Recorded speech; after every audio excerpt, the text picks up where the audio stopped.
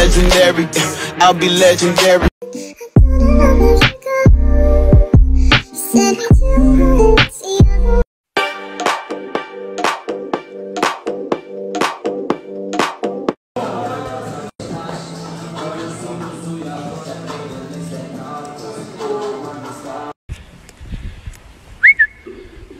Up, up, up. Aferin. Şşş. Herkese merhaba. Ben yoğun bir set programından vakit bulup ancak sizlerle paylaşabiliyorum.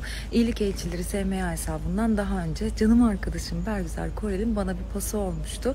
Ben de bugün o pası alıyor. Çok sevdiğim Esra Erol'a atıyorum.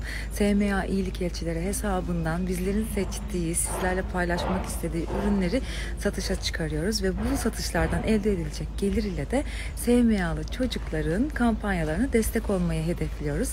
Sizler de bizlerle olun ve bizleri takip edin. Bu çocuklara destek olun.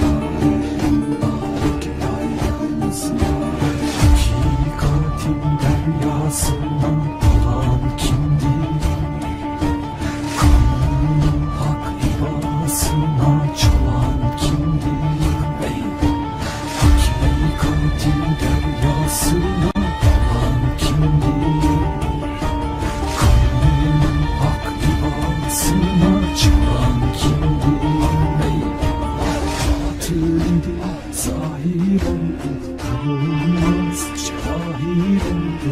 Tayyip'ten bir haber geldi,